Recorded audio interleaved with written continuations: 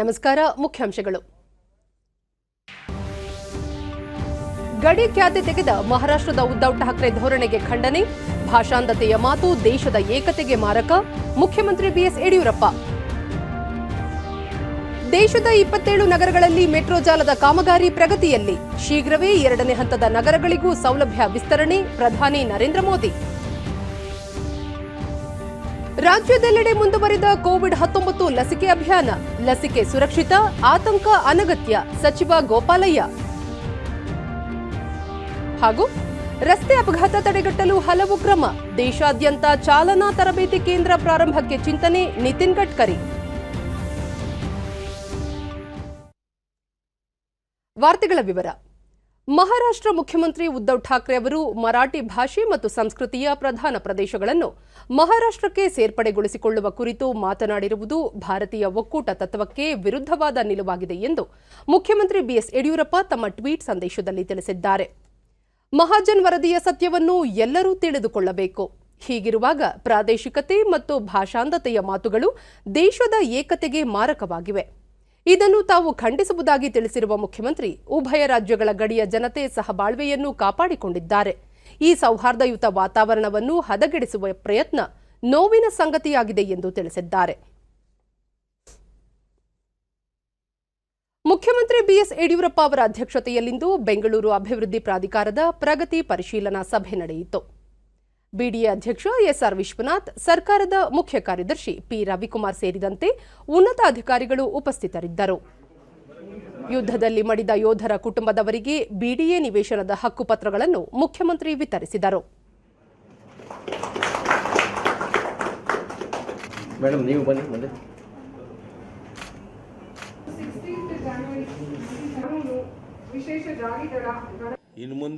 ಸಭೆಯಲ್ಲಿ ಮಾತನಾಡಿದ ಮುಖ್ಯಮಂತ್ರಿ, ಬೆಂಗಳೂರು ಮಹಾನಗರ ವಿಶ್ವಮಾನ್ಯ ನಗರಗಳಲ್ಲಿ ಒಂದಾಗಿದ್ದು, ಇದರ ಸಮಗ್ರ ಅಭಿವೃದ್ಧಿಗೆ ಅಧಿಕಾರಿಗಳು ಸಮರ್ಪಣಾ ಭಾವದಿಂದ ಕೆಲಸ ಮಾಡಬೇಕು.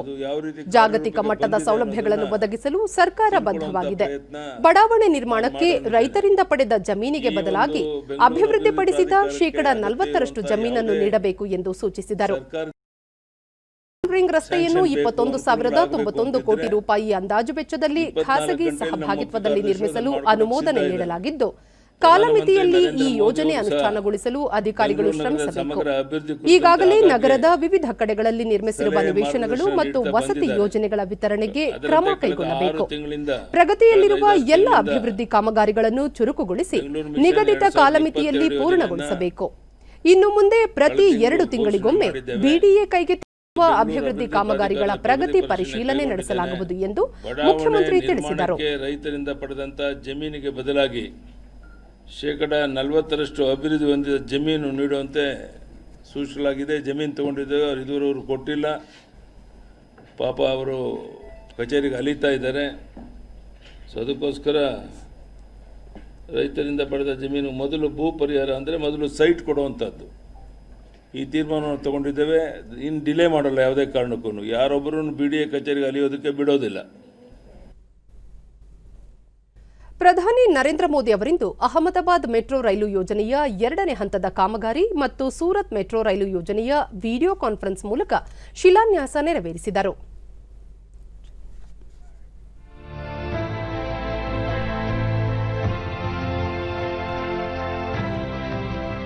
भागते लोग, कभी आसमान सी ऊंचाई, बनती बदलती जिंदगियों का शहर है सूरत। और सूरत की फास्ट लाइफ को सुपर फास्ट गति देने सूरत आ पहुंची है। महत्वपूर्ण प्रोजेक्ट्स पर काम चल रहा है और सूरत की प्रगति को अविरत गति देने का काम करेगी सूरत मेट्रो रेल। प्रधानमंत्री श्री नरेंद्र मोदी जी के विजन का ही परिणाम है कि अहमदाबाद में मेट्रो रेल की सफल शुरुआत के गुजरात के शहरों के बलिक प्रधानी ಪ್ರಸ್ತುತ ದೇಶದ 27 ನಗರಗಳಲ್ಲಿ 1,000 ಕಿಲೋಮೀಟರ್ ಮೆಟ್ರೋ ಜಾಲದ ಕಾಮಗಾರಿ ನಡೆಯುತ್ತಿದೆ. ಮೆಟ್ರೋ ರೈಲು ನಿರ್ಮಾಣಕ್ಕಾಗಿಯೇ ಪ್ರತ್ಯೇಕ ನೀತಿ ರೂಪಿಸಲಾಗಿದೆ. ಇದರ ಫಲವಾಗಿ ದೇಶದ ಹಲವು ಭಾಗಗಳಲ್ಲಿ ಅಲ್ಲಿನ ಅಗತ್ಯಕ್ಕೆ ತಕ್ಕಂತೆ ಮೆಟ್ರೋ ರೈಲು ಕಾಮಗಾರಿ ಭರದಿಂದ ಸಾಗಿದೆ. 2ನೇ ಹಂತದ ನಗರಗಳಿಗೂ ಮೆಟ್ರೋ ವ್ಯವಸ್ಥೆ ದೊರಕಲಿದೆ ಎಂದರು. ಕಳೆದ 6 ವರ್ಷಗಳಲ್ಲಿ ದೇಶದಲ್ಲಿ 6,500ಕ್ಕೂ ಅಧಿಕ ಕಿಲೋಮೀಟರ್ ಉದ್ದದ ಮೆಟ್ರೋ ರೈಲು ಮಾರ್ಗ ನಿರ್ಮಾಣ ಮಾಡಲಾಗಿದೆ. ನಗರಗಳ ಸಾರಿಗೆಯನ್ನು ಕೇಂದ್ರೀಕೃತ ವ್ಯವಸ್ಥೆಯಡಿ ರೂಪಿಸಲು ಕಾರ್ಯಯೋಜನೆ ರೂಪಿಸಲಾಗಿದೆ. ಇದರಿಂದ ಸಾಮೂಹಿಕ ಸಾರಿಗೆ ವ್ಯವಸ್ಥೆ ನಿರ್ವಹಣೆಗೆ ಸಹಕಾರಿಯಾಗಲಿದೆ. ದೇಶದ ಭವಿಷ್ಯದ ಅಗತ್ಯಗಳನ್ನು ಪರಿಗಣಿಸಿ ಮೂಲ ಸೌಕರ್ಯಾಭಿವೃದ್ಧಿಗೆ ಹೆಚ್ಚಿನ ಒತ್ತು ನೀಡಲಾಗಿದೆ ಎಂದರು. ಇಂದು ಭಾರತ ಆತ್ಮವಿಶ್ವಾಸದೊಂದಿಗೆ ಮುನ್ನಡೆಯುತ್ತಿದೆ. ವಿಶ್ವದ ಬೃಹತ್ ವಸತಿ ನಿರ್ಮಾಣ ಕಾರ್ಯಕ್ರಮ ಭಾರತದಲ್ಲಿ ಕೈಗೊಳ್ಳಲಾಗಿದೆ. ಅಷ್ಟೇ ಅಲ್ಲದೆ ಕೋವಿಡ್-19 ಸೋಂಕಿನ ವಿರುದ್ಧ ವಿಶ್ವದಲ್ಲಿ ಅತಿದೊಡ್ಡ ಲಸಿಕಾ ಅಭಿಯಾನವೂ ಆರಂಭವಾಗಿದೆ. ಎಲ್ಲ ಮೂಲಸೌಕರ್ಯ ಕಾಮಗಾರಿಗಳನ್ನು ನಿರ್ದಿಷ್ಟ ಕಾಲಮಿತಿಯಲ್ಲಿ ಪೂರ್ಣಗೊಳಿಸಲಾಗುತ್ತಿದೆ ಎಂದು ತಿಳಿಸಿದರು. गुजरात के हर घर तक नल से जल पहुंचने वाला है। साथियों, सिर्फ पीने का पानी ही नहीं बल्कि सिंचाई के लिए भी आज गुजरात के उन क्षेत्रों तक पानी पहुंचा है जहां कभी सिंचाई की सुविधा असंभव मानी जाती थी। सपने में भी कोई सोचता नहीं था। सरदार सरोवर डैम हो, सौनी योजना हो, वाटर ग्रिड्स का नेटवर्क हो, गुजरात के सूखाग्रस्त क्षेत्रों को हरित करने के लिए बहुत व्यापक काम किया गया है। मां नर्मदा का पानी अब सैकड़ों किलोमीटर दूर कच्छ तक पहुंच रहा है। ಕಾಮಗಾರಿಗಳ ಪ್ರಗತಿ ಪರಿಶೀಲನಾ ಸಭೆಗಳನ್ನು ನಿರಂತರವಾಗಿ ನಡೆಸಲಾಗುತ್ತಿದೆ. ಕಳೆದ 5 ವರ್ಷಗಳಲ್ಲಿ 13 ಲಕ್ಷ ಕೋಟಿ ರೂಪಾಯಿ ಮೌಲ್ಯದ ಕಾಮಗಾರಿಗಳಿಗೆ ಚಾಲನೆ ನೀಡಲಾಗಿದೆ. ಹಲವಾರು ವರ್ಷಗಳಿಂದ ಬಾಕಿ ಇದ್ದ ಯೋಜನೆಗಳಿಗೆ ಮರುಚಾಲನೆ ನೀಡಲಾಗಿದೆ ಎಂದು ತಿಳಿಸಿದರು. ಆತ್ಮನಿರ್ಭರ ಭಾರತ ಅಭಿಯಾನದಲ್ಲಿ ದೇಶದ ಸಣ್ಣ, ಅತಿ ಸಣ್ಣ ಮತ್ತು ಮಧ್ಯಮ ಕೈಗಾರಿಕೆಗಳಿಗೆ ಒತ್ತು ನೀಡಲಾಗಿದೆ. ಉತ್ಪಾದನೆ ಮತ್ತು ಸೇವಾ ಕ್ಷೇತ್ರಗಳ ನಡುವೆ ಸಮನ್ವಯತೆ ತರಲಾಗಿದೆ. ಸರ್ಕಾರಿ ವಲಯದಲ್ಲೂ ಸಣ್ಣ ಮಧ್ಯಮ ಉದ್ದಿಮೆಗಳಿಗೆ ಅವಕಾಶ ನೀಡಲಾಗುತ್ತಿದೆ ಎಂದರು. ಸರ್ಕಾರದ ನಿರಂತರ ಪ್ರಯತ್ನದ ಫಲವಾಗಿ 21ನೇ ಶತಮಾನದ ಯುವಜನತೆ ಆಧುನಿಕ ಸೌಲಭ್ಯಗಳನ್ನು ಬಳಸಿಕೊಂಡು ತಮ್ಮ ಕನಸುಗಳನ್ನು ಈಡೇರಿಸಿಕೊಳ್ಳುವತ್ತ ದಾಪುಗಾಲಿಟ್ಟಿದ್ದಾರೆ ಎಂದರು. ಗೃಹ ಸಚಿವ ಅಮಿತ್ ಶಾ, ಅಹಮದಾಬಾದ್ ಮತ್ತು ಸೂರತ್ ನಾಗರಿಕರಿಗೆ ಇಂದು ಮಹತ್ವಪೂರ್ಣ ದಿನವಾಗಿದೆ ಎಂದರು. 2 ಮತ್ತು 3ನೇ ದರ್ಜೆಯ ನಗರಗಳಲ್ಲೂ ಮೆಟ್ರೋ ನಿರ್ಮಾಣಕ್ಕೆ ಆದ್ಯತೆ ನೀಡಲಾಗುತ್ತಿದೆ ಎಂದರು. એના પરિણામ સ્વરૂપે ગુજરાતના વિકાસની યાત્રા નિશ્ચિત રૂપે ખૂબ ઝડપથી આગળ વધશે એનો મને વિશ્વાસ છે. सरकारी नौकरी करने वालों का, रिटायर्ड लोगों का एक प्रकार से ढीला ढाला सुस्त ऐसा एक क्षेत्र बन गया था. उसको शहर ही नहीं कह सकते. लेकिन पिछले कुछ सालों में हमने गांधीनगर की इस छवि को तेजी से बदलते हुए देखा है. अब जहां कहीं भी जाएंगे गांधीनगर में आपको युवा दिखेंगे, नौजवान दिखेंगे, सपनों का अंबार दिखेगा. आज गांधीनगर की पहचान है IIT Gandhinagar, Gujarat national law university, national forensic science university, Raksha Shakti university, NIFT. आज गांधीनगर की पहचान है Pandit Deendayal petroleum university, Indian institute of teachers education, Dhirubhai Ambani institute of information and communication technology, national institute of design, बाइसेक्ट. अनगिनत मैं कह सकता हूं. बड़ी खासियत. ಈ ಸಂದರ್ಭದಲ್ಲಿ ಕೇಂದ್ರ ನಗರಾಭಿವೃದ್ಧಿ ಸಚಿವ ಹರ್ದೀಪ್ ಸಿಂಗ್ ಪುರಿ, ರಾಜ್ಯಪಾಲ ಆಚಾರ್ಯ ದೇವವ್ರತ್, ಗುಜರಾತ್ ಮುಖ್ಯಮಂತ್ರಿ ವಿಜಯ್ ರೂಪಾಣಿ ಉಪಸ್ಥಿತರಿದ್ದರು. ಕೃಷಿ ಸುಧಾರಣಾ ಕಾಯ್ದೆ ಹಿಂಪಡೆಯುವುದನ್ನು ಹೊರತುಪಡಿಸಿ ಪ್ರತಿಭಟನಾ ನಿರತ ರೈತರು ಪರ್ಯಾಯ ಕ್ರಮಗಳ ಕುರಿತು ಚಿಂತನೆ ನಡೆಸಬೇಕಿದೆ ಎಂದು ಕೇಂದ್ರ ಕೃಷಿ ಸಚಿವ ನರೇಂದ್ರ ಸಿಂಗ್ ತೋಮರ್ ಹೇಳಿದ್ದಾರೆ. ನಾಳೆ ನಡೆಯಲಿರುವ ರೈತ ಮುಖಂಡರು ಮತ್ತು ಸರ್ಕಾರದ ನಡುವಿನ 10ನೇ ಸುತ್ತಿನ ಮಾತುಕತೆಯಲ್ಲಿ ಕೃಷಿ ಸುಧಾರಣೆಯ ಕುರಿತು ಸಮಗ್ರ ಚರ್ಚೆ ನಡೆಸುವಂತೆ ಪ್ರತಿಭಟನಾ ನಿರತ ರೈತರಿಗೆ ಸಚಿವರು ಮನವಿ ಮಾಡಿದ್ದಾರೆ. ಸರ್ಕಾರ ಈಗಾಗಲೇ ರೈತ ಸಂಘಟನೆಗಳಿಗೆ ಪ್ರಸ್ತಾವನೆ ಕಳುಹಿಸಿದ್ದು, ಮಂಡಿಗಳು, ವ್ಯಾಪಾರಿಗಳ ನೋಂದಣಿ ಮತ್ತು ಇತರ ಸಂದೇಹಗಳ ಕುರಿತು ಸ್ಪಷ್ಟೀಕರಣ ನೀಡಲು ಸಿದ್ಧವಿರುವುದಾಗಿ ತಿಳಿಸಿದ್ದಾರೆ. हमारी अपेक्षा है कि किसान 19 तारीख को क्लॉज बाय क्लॉज चर्चा करें. वो रिपील के अलावा क्या विकल्प चाहते हैं वो विकल्प सरकार के सामने प्रस्तुत करें तो सरकार जरूर पूरी गंभीरता के साथ उनकी समस्या पर, उनकी आपत्ति पर विचार करने को खुले मन से तैयार है। ದೆಹಲಿಯಲ್ಲಿ ಜನವರಿ 26ರಂದು ಆಯೋಜನೆಯಾಗಿರುವ ರೈತರ ಟ್ರ್ಯಾಕ್ಟರ್ ಜಾಥಾ ಕಾನೂನು ಸುವ್ಯವಸ್ಥೆಗೆ ಸಂಬಂಧಿಸಿದ ಸಂಗತಿಯಾಗಿದ್ದು, ಇದರಲ್ಲಿ ನ್ಯಾಯಾಲಯದ ಮಧ್ಯಪ್ರವೇಶಕ್ಕೆ ಕೋರಬಾರದು ಎಂದು ಸರ್ವೋಚ್ಚ ನ್ಯಾಯಾಲಯ ಹೇಳಿದೆ. ಇದರೊಂದಿಗೆ ರೈತರ ಟ್ರ್ಯಾಕ್ಟರ್ ಜಾಥಾಗೆ ತಡೆ ನೀಡುವಂತೆ ದೆಹಲಿ ಪೊಲೀಸ್ ಸಲ್ಲಿಸಿದ್ದ ಅರ್ಜಿ ವಿಚಾರಣೆಯನ್ನು ಬುಧವಾರಕ್ಕೆ ಮುಂದೂಡಿದೆ. ಗಣರಾಜ್ಯೋತ್ಸವ ಸಮಾರಂಭ ನಡೆಯುವ ದಿನದಂದು ರೈತರು ಟ್ರ್ಯಾಕ್ಟರ್ ರ್ಯಾಲಿ ಹಮ್ಮಿಕೊಂಡಿದ್ದು, ಇದಕ್ಕೆ ತಡೆ ನೀಡಬೇಕೆಂದು ದೆಹಲಿ ಪೊಲೀಸರು ಸರ್ವೋಚ್ಚ ನ್ಯಾಯಾಲಯದ ಮೊರೆ ಹೋಗಿದ್ದರು. ಅರ್ಜಿ ಕುರಿತು ಮುಖ್ಯ ನ್ಯಾಯಮೂರ್ತಿ ಎಸ್ಎ ಬೋಬ್ಡೆ ನೇತೃತ್ವದ ಪೀಠ, ಯಾರು ದೆಹಲಿ ಪ್ರವೇಶಿಸಬೇಕೆಂದು ನಿರ್ಧರಿಸುವ ಅಧಿಕಾರ ಪೊಲೀಸ್ ವ್ಯವಸ್ಥೆಗೆ ಇದೆ ಎಂದು ಹೇಳಿತು. ದೇಶದಲ್ಲಿ ಕೋವಿಡ್-19 ಸೋಂಕು ಪ್ರಕರಣಗಳ ಸಂಖ್ಯೆಯಲ್ಲಿ ಗಣನೀಯ ಇಳಿಕೆ ಕಂಡುಬಂದಿದೆ. ಕಳೆದ 24 ಗಂಟೆಗಳಲ್ಲಿ ಹೊಸದಾಗಿ 13,788 ಕೊರೋನಾ ಸೋಂಕು ಪ್ರಕರಣಗಳು ದೃಢಪಟ್ಟಿವೆ. ಇದರೊಂದಿಗೆ ಕೋವಿಡ್-19 ಸೋಂಕಿತ ಪ್ರಕರಣಗಳ ಒಟ್ಟು ಸಂಖ್ಯೆ 1,571,773ಕ್ಕೆ ಏರಿಕೆಯಾಗಿದೆ. ದೇಶದಲ್ಲಿ ಒಟ್ಟು 2,08,012 ಸಕ್ರಿಯ ಪ್ರಕರಣಗಳಿದ್ದು, ಈ ಪ್ರಮಾಣ ಶೇಕಡಾ 1.97ಕ್ಕೆ ಇಳಿಕೆಯಾಗಿದೆ.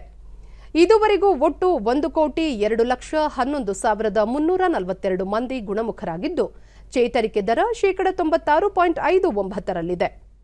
ದೇಶದಲ್ಲಿ ಈವರೆಗೆ 1,52,419 ಮಂದಿ ಸಾವನ್ನಪ್ಪಿದ್ದು, ಮರಣ ಪ್ರಮಾಣ ಶೇಕಡಾ 1.44ರಷ್ಟಿದೆ. ಬೆಂಗಳೂರು ನಗರ ಜಿಲ್ಲೆ ಆನೇಕಲ್ ತಾಲೂಕಿನ ಬೊಮ್ಮಸಂದ್ರದ ನಾರಾಯಣ ನೇತ್ರಾಲಯದಲ್ಲಿ ಕೊರೋನಾ ಲಸಿಕೆ ವಿತರಣೆ ಕಾರ್ಯಕ್ರಮ ಆಯೋಜಿಸಲಾಗಿತ್ತು. ಕಾರ್ಯಕ್ರಮದಲ್ಲಿ ಸಚಿವ ಗೋಪಾಲಯ್ಯ, ನಾರಾಯಣ ನೇತ್ರಾಲಯದ ಮುಖ್ಯಸ್ಥ ಡಾ ಭುಜಂಗ ಶೆಟ್ಟಿ ಸೇರಿದಂತೆ ಹಿರಿಯ ವೈದ್ಯರುಗಳು ಹಾಗೂ ಆರೋಗ್ಯ ಕಾರ್ಯಕರ್ತರು ಉಪಸ್ಥಿತರಿದ್ದರು. ಇದೇ ವೇಳೆ ಡಾ ಭುಜಂಗ ಶೆಟ್ಟಿ ಕೊರೋನಾ ಲಸಿಕೆ ಪಡೆದರು.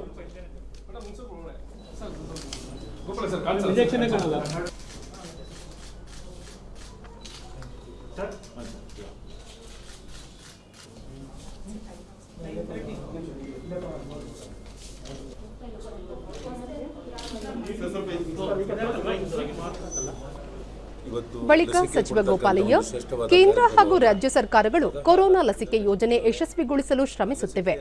ಕೊರೋನಾ ಲಸಿಕೆ ಸುರಕ್ಷಿತವಾಗಿದೆ. ಸಾರ್ವಜನಿಕರು ಈ ಕುರಿತು ಅನಗತ್ಯ ಆತಂಕ ಪಡುವುದು ಸಲ್ಲ ಎಂದರು. ಪ್ರಾರಂಭ ಮಾಡಿದ್ದಾರೆ. ನಾನು ಈ ಸಂಸ್ಥೆಯ ಮುಖ್ಯಸ್ಥರನ್ನ ಮತ್ತು ಸಿಬ್ಬಂದಿ ವರ್ಗದವರನ್ನ ಮತ್ತು ನಮ್ಮ ಮಹಾನಗರ ಪಾಲಿಕೆ ಅಧಿಕಾರಿಗಳನ್ನು ಈ ಸಂದರ್ಭದಲ್ಲಿ ಅಭಿನಂದಿಸುತ್ತೇನೆ.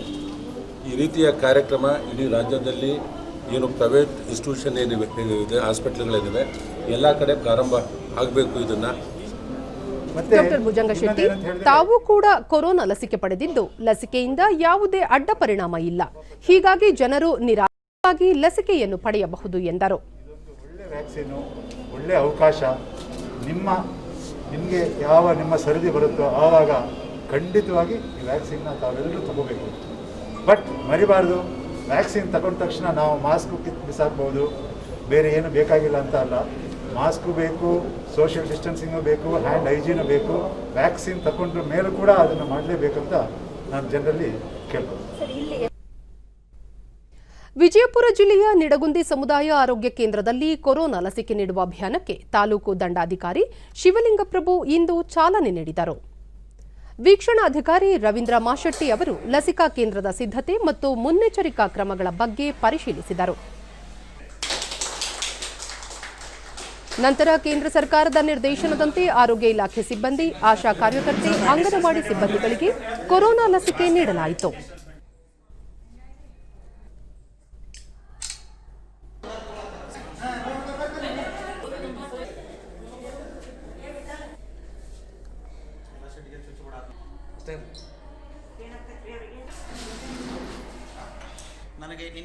ಲಸಿಕೆ ಪಡೆದ ಐಸಿಟಿಸಿ ಆಪ್ತ ಸಮಾಲೋಚಕ ಗಿರೀಶ್ ಹೂಗಾರ ಡಿಡಿ ನ್ಯೂಸ್ನೊಂದಿಗೆ, ನಿನ್ನೆ ದಿನ ತಮ್ಮ ಮೊಬೈಲ್ಗೆ ಕೊರೋನಾ ಲಸಿಕೆ ಪಡೆಯುವಂತೆ ಮೆಸೇಜ್ ಬಂದಿದ್ದು, ಆ ಸೂಚನೆಯಂತೆ ಇಂದು ಕೊರೋನಾ ಲಸಿಕೆ ಪಡೆಯಲಾಗಿದೆ.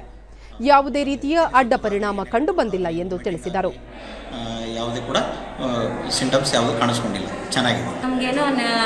ಆಶಾ ಕಾರ್ಯಕರ್ತೆ ಸರಸ್ವತಿ ತೆಲಗಿ, ಆಶಾ ಕಾರ್ಯಕರ್ತೆಯಾಗಿ ಕೊರೋನಾ ಸಂದರ್ಭದಲ್ಲಿ ಯಾವುದೇ ಅಂಜಿಕೆ ಇಲ್ಲದೆ ತಮ್ಮ ಕಾರ್ಯನಿರ್ವಹಿಸಿದ್ದು ಇದೀಗ ಜಿಲ್ಲೆಯಲ್ಲಿ ಮೊದಲ ದಿನವೇ ತಮಗೆ ಲಸಿಕೆ ನೀಡುತ್ತಿರುವುದು ಸಂತಸ ತಂದಿದೆ ಎಂದರು. ಸರಿಯಾಗಿ ಮಾಡಿಸ್ಕೊಂಡ್ರಾತಲ್ಲ ಅಂತಂದು ಇವತ್ತು 9 ಗಂಟೆಗೆ ಇಲ್ಲಿ ಬಂದು ಹಾಜರಾಗಿದ್ದೀವಿ ಸರ್. ಇವಾಗ ಇಂಜೆಕ್ಷನ್ ಮಾಡಿಸ್ಕೊಂಡಿರಿ, ನಮ್ಗೆ 12:30 ತನಕ ಇಲ್ಲೇ ಕುಂತು ವೇಟ್ ಮಾಡಬೇಕಂತ ಹೇಳಿದ್ದಾರೆ ಸರ್. ಈಗ ನಮ್ಮಲ್ಲಿ ಜಿಲ್ಲಾ ಆಸ್ಪತ್ರೆಯ ಪ್ರಮುಖ ವೈದ್ಯ ಡಾಕ್ಟರ್ ಶರಣಪ್ಪ ಕಟ್ಟಿ ಲಸಿಕೆ ವಿತರಣಾ ಕಾರ್ಯದ ಬಗ್ಗೆ ನಿಗಾ ಇಡಲಾಗಿದ್ದು ಚಿಕಿತ್ಸೆ ಪಡೆದವರಿಗೆ ಯಾವುದೇ ಅಡ್ಡ ಪರಿಣಾಮಗಳು ಕಂಡುಬಂದಿಲ್ಲ. ಪ್ರತಿಯೊಬ್ಬರಿಗೂ ಅರ್ಧ ಗಂಟೆ ಕಾಲ ವೀಕ್ಷಣೆಯಲ್ಲಿಟ್ಟು ನಂತರ ಅವರನ್ನು ಮನೆಗೆ ಕಳುಹಿಸಲಾಗುತ್ತಿದೆ ಎಂದು ತಿಳಿಸಿದರು. ನಾವು ಸೆಲೆಕ್ಟ್ ಮಾಡಿ ಕಳಿಸಿರ್ತೀವಿ ಮತ್ತು ಸೆಂಟರ್ಲಿಂದ ಯಾವ ರೀತಿ ಲಿಸ್ಟ್ ಬರುತ್ತೆ ಆ ಲಿಸ್ಟ್ ಪ್ರಕಾರ ನಾವು ವ್ಯಾಕ್ಸಿನೇಷನ್ ಮಾಡ್ತೀವಿ. ಇದುವರೆಗೆ ನಾವು 9 ಜನರಿಗೆ ಲಸಿಕೆಯನ್ನು ಹಾಕಿದ್ದೇವೆ. ವೀಕ್ಷಣಾಧಿಕಾರಿ ರವೀಂದ್ರ ಮಾಶೆಟ್ಟಿ ಜಿಲ್ಲಾ ಲಸಿಕಾ ಕೇಂದ್ರದಲ್ಲಿ 125 ಜನರಿಗೆ ಲಸಿಕೆ ನೀಡಲಿದ್ದು ಈ ಲಸಿಕೆಯನ್ನು ಮುಂದಿನ ದಿನಗಳಲ್ಲಿ ಪ್ರತಿಯೊಬ್ಬರೂ ಪಡೆದು ಕೊರೋನಾ ರೋಗದಿಂದ ದೇಶವನ್ನು ಮುಕ್ತ ಮಾಡುವಲ್ಲಿ ಕೈಜೋಡಿಸಬೇಕೆಂದು ಸಲಹೆ ನೀಡಿದರು. ಈ 125 ಜನರ ಗುರಿಯನ್ನು ನಾವು ಈ ಕೇಂದ್ರದಲ್ಲಿ ಹೊಂದಿದ್ದೇವೆ. ಕೇಂದ್ರ ಶಿಕ್ಷಣ ಸಚಿವ ರಮೇಶ್ ಪೋಖ್ರಿಯಾಲ್ ನಿಶಾಂಕ್ ಅವರಿಂದು ಕೇಂದ್ರೀಯ ವಿದ್ಯಾಲಯಗಳೊಂದಿಗೆ ಸಂವಾದ ನಡೆಸಿದರು. ಕೊರೋನಾ ಸೋಂಕಿನ ತೀವ್ರತೆಯ ನಡುವೆಯೂ ವಿಶ್ವದ ಅತ್ಯಂತ ದೊಡ್ಡ ಪರೀಕ್ಷೆಯಾಗಿರುವ ನೀಟ್ ಅನ್ನು ನಡೆಸಲಾಯಿತು. ಇದು ಭಾರತದ ತಾಕತ್ತು. ವಿದ್ಯಾರ್ಥಿಗಳಲ್ಲಿ ಸರ್ಕಾರ ಹೇಳಿದಂತೆಯೇ ಸೂಕ್ತ ಕ್ರಮಗಳನ್ನು ಕೈಗೊಳ್ಳುತ್ತದೆ, ನಡೆದುಕೊಳ್ಳುತ್ತದೆ ಎನ್ನುವ ವಿಶ್ವಾಸವಿತ್ತು, ಭರವಸೆ ಇತ್ತು ಎಂದರು. ಇಂದು ವಿಶ್ವದಲ್ಲೇ ಬೃಹತ್ ಲಸಿಕಾ ಅಭಿಯಾನವನ್ನು ಭಾರತ ನಡೆಸುತ್ತಿದೆ. ಪ್ರಧಾನಿ ನರೇಂದ್ರ ಮೋದಿ ಅವರ ನೇತೃತ್ವದಲ್ಲಿ ಭಾರತ ವಿಶ್ವಾಸದಿಂದ ಮುನ್ನಡೆಯುತ್ತಿದೆ. ಅವರು ವಿಶ್ವಕ್ಕೆ ಪ್ರೇರಣೆಯಾಗಿದ್ದಾರೆ. ಮಾನವನ ಆರೋಗ್ಯ ರಕ್ಷಣೆಗೆ ಯೋಗದ ಕೊಡುಗೆ ಅಮೂಲ್ಯವಾದದ್ದು. ಅದನ್ನು ವಿಶ್ವವ್ಯಾಪಿಗೊಳಿಸಿರುವ ಹೆಗ್ಗಳಿಕೆ ಮೋದಿ ಅವರಿಗೆ ಸಲ್ಲುತ್ತದೆ. ವಿಶ್ವಸಂಸ್ಥೆಯಲ್ಲಿ ಪ್ರಸ್ತಾಪವಿರಿಸಿ ಇಂದು 127 ರಾಷ್ಟ್ರಗಳು ಯೋಗವನ್ನು ಅನುಸರಿಸುವಂತೆ ಮಾಡಿದ್ದಾರೆ ಎಂದರು. जिन्होंने कि दुनिया में कई अभूतपूर्व इस बीच बहुत सारे ऐसे उदाहरण प्रस्तुत किए हैं जो दुनिया के लिए प्रेरणा का स्रोत बने हैं. अभी हमारा देश पहला देश है जो दुनिया का सबसे बड़ा वैक्सीन का जो टीकाकरण हो गया है. ये देश दुनिया का पहला देश हमारा हिंदुस्तान बन गया. अब तो चिंता की कोई बात ही नहीं, पहला देश हुआ.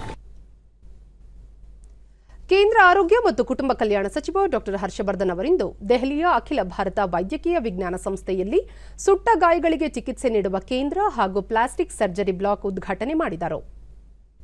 ಬಳಿಕ ಮಾತನಾಡಿದ ಹರ್ಷವರ್ಧನ್, ಆಧುನಿಕ ಸೌಲಭ್ಯಗಳನ್ನು ಒಳಗೊಂಡ ಈ ಕೇಂದ್ರ ಸಂಪೂರ್ಣ ದೇಶೀಯ ನಿರ್ಮಾಣವಾಗಿದೆ ಎಂದರು. ದೇಶದಲ್ಲಿ ಪ್ರತಿ ವರ್ಷ 60 ಲಕ್ಷ ಜನ ಅಗ್ನಿ ಅವಘಡಕ್ಕೆ ತುತ್ತಾಗುತ್ತಾರೆ. ಇವರಲ್ಲಿ ಸುಮಾರು 2.5 ಲಕ್ಷ ಜನ ನಿಧನರಾಗುತ್ತಾರೆ. ಪ್ರತಿ 4 ನಿಮಿಷಕ್ಕೆ ಒಬ್ಬರು ಸುಟ್ಟ ಗಾಯಕ್ಕೆ ಬಲಿಯಾಗುತ್ತಾರೆ. ಇದು ತೀವ್ರ ಆತಂಕದ ವಿಚಾರವಾಗಿದೆ ಎಂದರು. ಸಾಮಾನ್ಯವಾಗಿ ಬಡವರೇ ಅಗ್ನಿ ಅವಘಡಕ್ಕೆ ತುತ್ತಾಗುವುದು ಹೆಚ್ಚು. ಇದನ್ನು ತಪ್ಪಿಸುವಲ್ಲಿ ನಮ್ಮ ಜವಾಬ್ದಾರಿ ಅಗಾಧವಾಗಿದೆ.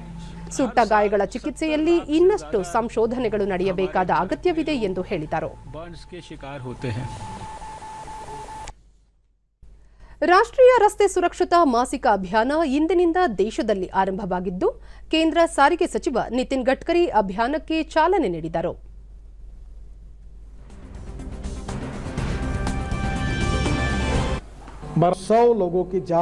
ಬಳಿಕ ಮಾತನಾಡಿದ ಅವರು, ರಸ್ತೆ ಅಪಘಾತಗಳನ್ನು ತಡೆಗಟ್ಟಲು ಸರ್ಕಾರ ಬದ್ಧವಾಗಿದ್ದು ರಸ್ತೆ ಸುರಕ್ಷತೆಗೆ ಹಲವಾರು ಕ್ರಮಗಳನ್ನು ಕೈಗೊಳ್ಳಲಾಗುತ್ತಿದೆ ಎಂದರು. ರಸ್ತೆ ಅಪಘಾತದಲ್ಲಿ ಪ್ರತಿದಿನ 415 ಜನ ನಿಧನರಾಗುತ್ತಿದ್ದಾರೆ. ಈ ಹಿನ್ನೆಲೆಯಲ್ಲಿ ದೇಶಾದ್ಯಂತ ಚಾಲನಾ ತರಬೇತಿ ಕೇಂದ್ರಗಳನ್ನು ತೆರೆಯಲು ಉದ್ದೇಶಿಸಲಾಗಿದೆ. ಸೂಕ್ತ ತರಬೇತಿ ಪಡೆದ ಚಾಲಕರಿಂದ ಅಪಘಾತಗಳು ಕಡಿಮೆಯಾಗುವ ವಿಶ್ವಾಸವಿದೆ. ಇದರಿಂದ ಉದ್ಯೋಗಾವಕಾಶವೂ ಹೆಚ್ಚಾಗಲಿದೆ ಎಂದರು. ಸರ್ಕಾರದ ಅವಿರತ ಪ್ರಯತ್ನದಿಂದಾಗಿ 50% ಅಪಘಾತಗಳನ್ನು ಕಡಿಮೆ ಮಾಡಲಾಗಿದೆ. 2021 ಮಾರ್ಚ್ ವೇಳೆಗೆ ದಿನಕ್ಕೆ 40 ಕಿಲೋಮೀಟರ್ ರಸ್ತೆ ನಿರ್ಮಿಸುವ ಗುರಿ ಸಾಧಿಸಲಾಗುವುದು. ಪ್ರಸ್ತುತ ದಿನಕ್ಕೆ 30 ಕಿಲೋಮೀಟರ್ ರಸ್ತೆ ನಿರ್ಮಾಣ ಮಾಡಲಾಗುತ್ತಿದೆ ಎಂದು ತಿಳಿಸಿದರು. ರಕ್ಷಣಾ ಸಚಿವ ರಾಜನಾಥ್ ಸಿಂಗ್, ದೇಶದೆಲ್ಲೆಡೆ ರಸ್ತೆ ಸುರಕ್ಷತೆಗಾಗಿ ಕೇಂದ್ರ ಸರ್ಕಾರ ನಿರಂತರವಾಗಿ ಶ್ರಮಿಸುತ್ತಿದೆ. ಹೆದ್ದಾರಿಗಳಲ್ಲಿ ಸಂಭವಿಸುವ ದುರ್ಘಟನೆಗಳಲ್ಲಿ 18 ರಿಂದ 45 ವಯೋಮಾನದ ಜನರು ಅತಿ ಹೆಚ್ಚು ಪ್ರಮಾಣದಲ್ಲಿ ಜೀವ ಕಳೆದುಕೊಳ್ಳುತ್ತಾರೆ. ರಸ್ತೆ ಅಪಘಾತದಿಂದಲೇ ದೇಶಕ್ಕೆ ಸುಮಾರು 3% ಜಿಡಿಪಿ ನಷ್ಟವಾಗುತ್ತಿದೆ. ಇದನ್ನು ತಪ್ಪಿಸಲು ಕೇಂದ್ರ ಸರ್ಕಾರ ಅತ್ಯುತ್ತಮ ರಸ್ತೆಗಳನ್ನು ನಿರ್ಮಿಸಲು ಆದ್ಯತೆ ನೀಡುತ್ತಿದೆ ಎಂದರು. ಸಾರಿಗೆ ಮತ್ತು ಹೆದ್ದಾರಿ ಸಚಿವಾಲಯ ಕಳೆದ ವಾರ ದೇಶದ ವಿವಿಧ ಭಾಗಗಳಲ್ಲಿ ಒಟ್ಟು 534 ಕಿಲೋಮೀಟರ್ ರಾಷ್ಟ್ರೀಯ ಹೆದ್ದಾರಿ ನಿರ್ಮಾಣ ಮಾಡುವ ಮೂಲಕ ಹೊಸ ದಾಖಲೆ ನಿರ್ಮಿಸಿದೆ. ಪ್ರಸಕ್ತ ಆರ್ಥಿಕ ವರ್ಷದಲ್ಲಿ ಒಟ್ಟು 8,163 ಕಿಲೋಮೀಟರ್ ರಾಷ್ಟ್ರೀಯ ಹೆದ್ದಾರಿ ನಿರ್ಮಾಣ ಮಾಡಲಾಗಿದೆ. ಪ್ರತಿದಿನ ಸರಾಸರಿ 28.16 ಕಿಲೋಮೀಟರ್ ರಸ್ತೆ ನಿರ್ಮಿಸಲಾಗಿದ್ದು, ಕಳೆದ ವರ್ಷ ಇದೇ ಅವಧಿಗೆ ಪ್ರತಿದಿನ ಸರಾಸರಿ 26.11 ಕಿಲೋಮೀಟರ್ನಂತೆ 7,571 ಕಿಲೋಮೀಟರ್ ರಾಷ್ಟ್ರೀಯ ಹೆದ್ದಾರಿ ನಿರ್ಮಾಣ ಮಾಡಲಾಗಿದೆ. ಸಾರಿಗೆ ಮತ್ತು ಹೆದ್ದಾರಿ ಸಚಿವಾಲಯ ಪ್ರಸಕ್ತ ಆರ್ಥಿಕ ವರ್ಷದ ಮಾರ್ಚ್ ವೇಳೆಗೆ 11,000 ಕಿಲೋಮೀಟರ್ ರಾಷ್ಟ್ರೀಯ ಹೆದ್ದಾರಿ ನಿರ್ಮಾಣ ಗುರಿ ಹೊಂದಿದೆ.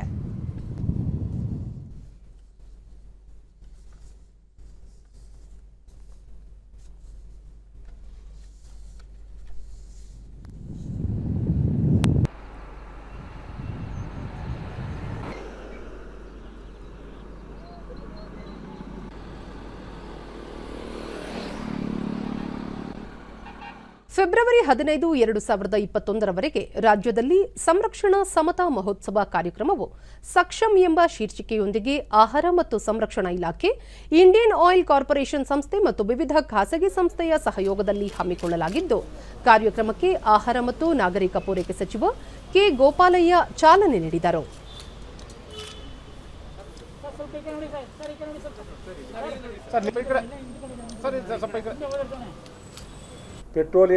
ನಂತರ ಕಾರ್ಯಕ್ರಮದಲ್ಲಿ ಮಾತನಾಡಿದ ಸಚಿವ ಕೆ. ಗೋಪಾಲಯ್ಯ, ರಾಜ್ಯದಲ್ಲಿ 9 ಡಿಪೋಗಳು ಇಂಧನ ಉಳಿತಾಯ ಹಾಗೂ ನಿಯಮಿತ ಬಳಕೆಯಲ್ಲಿ ಪ್ರಮುಖವಾಗಿದ್ದು, ಆ ಡಿಪೋಗಳಿಗೆ ಇಂಡಿಯನ್ ಆಯಿಲ್ ಕಾರ್ಪೊರೇಷನ್ ಸಂಸ್ಥೆ 5,000 ರೂಪಾಯಿ ಬಹುಮಾನ ನೀಡಿದೆ. ದೇಶದಲ್ಲಿ ಬಿಎಂಟಿಸಿ ಸಂಸ್ಥೆಯು ಇಂಧನ ಉಳಿತಾಯದಲ್ಲಿ ಮೊದಲ ಸ್ಥಾನದಲ್ಲಿದ್ದು 5 ಲಕ್ಷ ರೂಪಾಯಿ ಸಹಾಯಧನ ಸಂದಿದೆ ಎಂದು ತಿಳಿಸಿದರು. ಕಲಬುರಗಿ ಭಾಗದಲ್ಲಿ 3 ಡಿಪೋಗಳು, ಮೈಸೂರು ಭಾಗದಲ್ಲಿ 3 ಡಿಪೋಗಳಿಗೆ 9 ಡಿಪೋಗಳಿಗೆ 50 ಸಾವಿರ ಬಹುಮಾನ ಕೊಡ್ತಕ್ಕಂಥ ಕೆಲಸವನ್ನ ಇಂಡಿಯನ್ ಆಯಿಲ್ ಕಾರ್ಪೊರೇಷನ್ ಏನ್ ಮಾಡಿದೆ, ಆಲ್ ಇಂಡಿಯಾ ಫಸ್ಟ್ ಪ್ರೈಸ್ ತಂದು 5 ಲಕ್ಷ ರೂಪಾಯಿಯನ್ನ ಬೆಂಗಳೂರು ಭಾಗ ಇದನ್ನ ತಗೊಂಡಿದೆ. ನಾನು ಅವ್ರಿಗೂ ಸಹ ಅಲ್ಲಿನ MD ಅವರಿಗೆ, ಚಾಲಕರಿಗೆ, ಸಿಬ್ಬಂದಿ ವರ್ಗದವರಿಗೆ ಎಲ್ಲರಿಗೂ ಕೃತಜ್ಞತೆಗಳನ್ನು ಅರ್ಪಿಸ್ತೇನೆ. ಬ್ರಿಟನ್ನಲ್ಲಿ ಬರುವ ಜೂನ್ನಲ್ಲಿ ನಡೆಯಲಿರುವ G7 ಶೃಂಗಸಭೆಯ ಅತಿಥಿಯಾಗಿ ಪಾಲ್ಗೊಳ್ಳುವಂತೆ ಪ್ರಧಾನಿ ನರೇಂದ್ರ ಮೋದಿ ಅವರನ್ನು ಬ್ರಿಟನ್ ಪ್ರಧಾನಿ ಬೋರಿಸ್ ಜಾನ್ಸನ್ ಆಹ್ವಾನ ನೀಡಿದ್ದಾರೆ. ಬ್ರಿಟನ್ 2021 G7 ಶೃಂಗಸಭೆಯ ಆತಿಥೇಯ ರಾಷ್ಟ್ರವಾಗಿದ್ದು, ಶೃಂಗಸಭೆ ಜೂನ್ 11ರಿಂದ 3 ದಿನಗಳ ಕಾಲ ನಡೆಯಲಿದೆ. ಬ್ರಿಟಿಷ್ ಹೈಕಮಿಷನ್ ಈ ಕುರಿತು ಅಧಿಕೃತ ಹೇಳಿಕೆ ಹೊರಡಿಸಿದೆ. G7 ಶೃಂಗಕ್ಕೂ ಮುನ್ನ ಬ್ರಿಟನ್ ಪ್ರಧಾನಿ ಬೋರಿಸ್ ಜಾನ್ಸನ್ ಭಾರತಕ್ಕೆ ಭೇಟಿ ನೀಡುವ ಸಾಧ್ಯತೆ ಇದೆ. ಇದಕ್ಕೂ ಮುನ್ನ ಜಾನ್ಸನ್ ಅವರ ಭಾರತ ಭೇಟಿ ಕೋವಿಡ್-19 ಸೋಂಕಿನ ಹಿನ್ನೆಲೆಯಲ್ಲಿ ರದ್ದಾಗಿತ್ತು. G7 ಒಕ್ಕೂಟ Britain, Canada, France, Germany, Italy, Japan, America ಮತ್ತು ಯುರೋಪಿಯನ್ ಒಕ್ಕೂಟವನ್ನೊಳಗೊಂಡಿದ್ದು, ಆರ್ಥಿಕವಾಗಿ ಮುಂದುವರೆದ ಮತ್ತು ಮುಕ್ತ ಸಮಾಜವನ್ನೊಳಗೊಂಡಿರುವ ರಾಷ್ಟ್ರಗಳ ಏಕೈಕ ವೇದಿಕೆಯಾಗಿದೆ.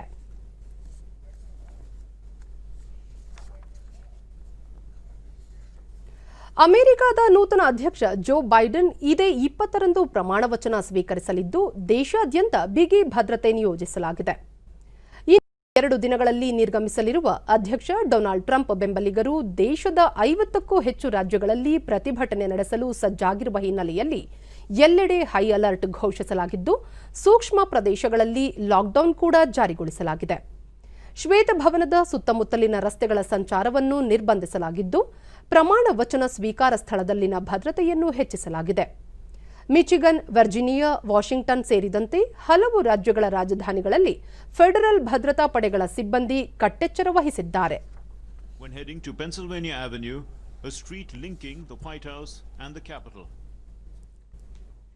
ಗೋವಾದಲ್ಲಿ ನಡೆಯುತ್ತಿರುವ ಭಾರತೀಯ ಅಂತಾರಾಷ್ಟ್ರೀಯ ಚಲನಚಿತ್ರೋತ್ಸವ ಇಫಿಯ 2ನೇ ದಿನವಾದ ನಿನ್ನೆ ಭಾರತೀಯ ಪನೋರಮಾ ವಿಭಾಗದ ಚಿತ್ರಗಳ ಪ್ರದರ್ಶನಕ್ಕೆ ಅವಕಾಶ ಕಲ್ಪಿಸಲಾಗಿದೆ. ಈ ಮಧ್ಯೆ ಖ್ಯಾತ ಚಿತ್ರ ನಿರ್ದೇಶಕ ದಿವಂಗತ ಸತ್ಯಜಿತ್ ರೇ ಅವರಿಗೆ ಶ್ರದ್ಧಾಂಜಲಿ ಸಲ್ಲಿಸಲು ಪತೇರ್ ಪಾಂಚಾಲಿ ಚಿತ್ರವನ್ನು ಪ್ರದರ್ಶಿಸಲಾಯಿತು. ಇವರ ಪ್ರಮುಖ 4 ಚಿತ್ರಗಳು ಕೂಡ ಚಿತ್ರೋತ್ಸವದಲ್ಲಿ ಪ್ರದರ್ಶನಗೊಳ್ಳಲಿವೆ. इसकी शुरुआत बांग्लादेश के हाई कमिश्नर मोहम्मद इमरान ने की.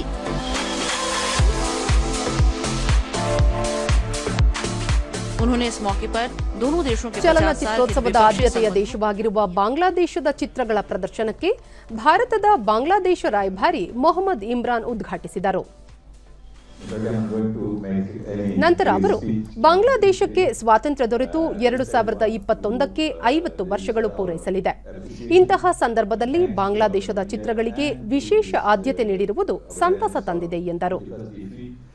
For selecting Bangladesh as country of focus, and we are honored, and we know that we got our independence in 1971 after a 9-month war of liberation led by our father of the nation, Bangabandhu Sheikh Mujibur Rahman, and this 2021 is our 50th anniversary of our independence. And also the independence this year is the 50th anniversary of diplomatic relations between India and Bangladesh. ಇಂದು ಕೂಡ ಹಲವು ವಿಭಾಗದ ಚಿತ್ರಗಳು ಪ್ರದರ್ಶನಗೊಳ್ಳಲಿವೆ. ಪ್ರಧಾನಿ ನರೇಂದ್ರ ಮೋದಿ ಅವರು ಇದೇ 31ರಂದು ಆಕಾಶವಾಣಿಯ ಮನ್ ಕಿ ಬಾತ್ನ 73ನೇ ಸಂಚಿಕೆಯಲ್ಲಿ ದೇಶವಾಸಿಗಳನ್ನು ಉದ್ದೇಶಿಸಿ ಮಾತನಾಡಲಿದ್ದಾರೆ.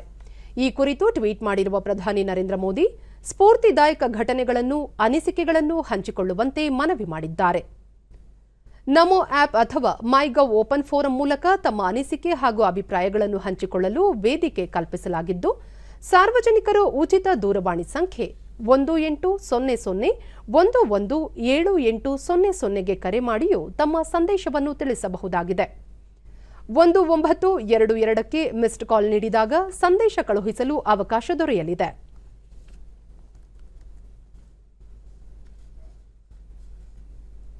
ಕೇಂದ್ರ ಸರ್ಕಾರದ ರಾಷ್ಟ್ರೀಯ ತೋಟಗಾರಿಕಾ ಮಿಷನ್ ಯೋಜನೆಯಡಿ ಚಿತ್ರದುರ್ಗ ಜಿಲ್ಲೆಯ ಹಿರಿಯೂರು ತಾಲೂಕಿನ ಹೇಮದಳ ಗ್ರಾಮದ ರೈತ ಪ್ರೇಮ್ ಕುಮಾರ್ ಹೊಟ್ಟೆ ಮೆಣಸಿನಕಾಯಿ, ಕ್ಯಾಪ್ಸಿಕಂ ಬೆಳೆದು ಲಾಭ ಗಳಿಸುತ್ತಿದ್ದಾರೆ. ರಾಷ್ಟ್ರೀಯ ತೋಟಗಾರಿಕಾ ಮಿಷನ್ ಯೋಜನೆಯಡಿ ಅನುದಾನ ಪಡೆದಿರುವ ಇವರು ಪಾಲಿಹೌಸ್ ನಿರ್ಮಿಸಿಕೊಂಡು 5 ಎಕರೆ ಜಮೀನಿನಲ್ಲಿ ಉತ್ತಮ ಇಳುವರಿ ಪಡೆಯುತ್ತಿದ್ದಾರೆ.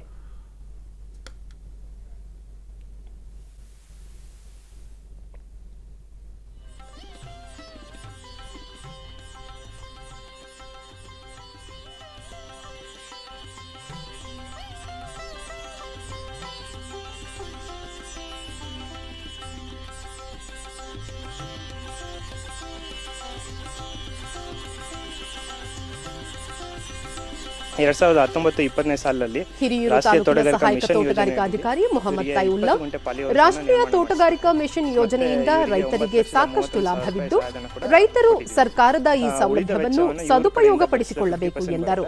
ಅದನ್ನ ಇವರೇ ಬರೆಸ್ಕೊಂಡು ಒಟ್ಟಾರೆ ತುಂಬಾ ಚೆನ್ನಾಗಿ ನಿರ್ಮಾಣ ಮಾಡ್ಕೊಂಡಿದ್ದಾರೆ. ಮತ್ತೆ ಈಗ ಇವರು ಕ್ಯಾಪ್ಸಿಕಮ್ ಬೆಳೆಯನ್ನು ತಗೊಂಡಿದ್ದಾರೆ.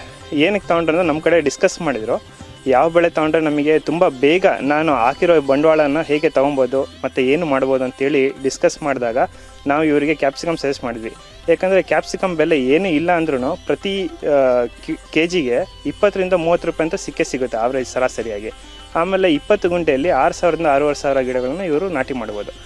ಇದರಲ್ಲಿ ರೈತ ಪ್ರೇಮ್ ಕುಮಾರ್ ಕಳೆದ ನವೆಂಬರ್ ತಿಂಗಳಲ್ಲಿ ಕ್ಯಾಪ್ಸಿಕಮ್ ನಾಟಿ ಮಾಡಿದ್ದು, ಈಗಾಗಲೇ 1 ಟನ್ ಕಟಾವು ಮಾಡಿ ಮಾರಾಟ ಮಾಡಿದ್ದೇನೆ. 1 ಕೆಜಿಗೆ 20-25 ರೂಪಾಯಿ ದೊರೆಯುತ್ತಿರುವುದರಿಂದ ಹೆಚ್ಚಿನ ಲಾಭ ದೊರೆಯುತ್ತಿದೆ ಎಂದು ತಿಳಿಸಿದರು. ಕೀಳ್ತಾ ಇದೀವಿ. ಈಗ ಫಸ್ಟ್ ರೌಂಡ್ ಅಲ್ಲೇ ಗ್ರೀನ್ ಕಿತ್ತಿದ್ದೀವಿ. ಗ್ರೀನ್ ಬಂದು 35 ರೂಪಾಯಿ ರೇಟ್ ಇದೆ. ಕಲರ್ ಬಂದು 55 ರೂಪಾಯಿ ರೇಟ್ ಇದೆ. 1 ರೌಂಡ್ ಅಲ್ಲೇ ಗ್ರೀನ್ನ 1 ಟನ್ನಷ್ಟು ಕಿತ್ತಿದ್ದೀವಿ. ಈಗ ನೆಕ್ಸ್ಟ್ ರೌಂಡ್ ಕೀಳ್ತಾ ಇದ್ದೀವಿ. ಇದು 6ರಿಂದ 7 ತಿಂಗಳು ಬರುತ್ತೆ ಅಂತ ಹೇಳಿದ್ದಾರೆ. ಈಗ ಆಲ್ರೆಡಿ 2 ಮಂತ್ ಒಂದು 10 ಡೇಸಿಂದ ಕೀಳ್ತಾ ಇದ್ದೀವಿ. ಹಣ್ಣು ಚೆನ್ನಾಗಿ ಬರ್ತಾ ಇದೆ ಈಗ ಕ್ರಾಪು. ಭಾರತೀಯ ಕ್ರೀಡಾ ಕ್ಷೇತ್ರದಲ್ಲಿ ಉತ್ತಮ ಸೇವೆ ಸಲ್ಲಿಸಿದ ಹಾಗೂ ಗಣನೀಯ ಕೊಡುಗೆ ನೀಡಿದ ಕ್ರೀಡಾಪಟುಗಳ ಹೆಸರುಗಳನ್ನು ಕ್ರೀಡಾಂಗಣಗಳಿಗೆ ಹಾಗೂ ಕಟ್ಟಡಗಳಿಗೆ ನಾಮಕರಣ ಮಾಡಲು ಉದ್ದೇಶಿಸಲಾಗಿದೆ ಎಂದು ಕೇಂದ್ರ ಯುವಜನ ಮತ್ತು ಕ್ರೀಡಾ ಸಚಿವ ಕಿರಣ್ ರಿಜಿಜು ತಿಳಿಸಿದ್ದಾರೆ. ಇದರ ಮೊದಲ ಹಂತವಾಗಿ ಲಖನೌನ ರಾಷ್ಟ್ರೀಯ ಉತ್ಕೃಷ್ಟ ಕೇಂದ್ರ ಎನ್ಒಸಿಯಲ್ಲಿನ ಈಜುಕೊಳ ಮತ್ತು ಕುಸ್ತಿ ಸಭಾಂಗಣಗಳಿಗೆ ಸ್ಥಳೀಯ ಕ್ರೀಡಾಪಟುಗಳ ಹೆಸರುಗಳನ್ನು ನಾಮಕರಣ ಮಾಡಲಾಗುವುದು ಎಂದು ಹೇಳಿದರು. ಕ್ರೀಡಾಪಟುಗಳಿಗೆ ಗೌರವ ಲಭಿಸುವಂತೆ ಹಾಗೂ ಗೌರವಯುತ ಬದುಕು ನಡೆಸಲು ಸರ್ಕಾರ ಹಲವು ಕಾರ್ಯಯೋಜನೆಗಳನ್ನು ರೂಪಿಸಿದೆ ಎಂದು ತಿಳಿಸಿದರು.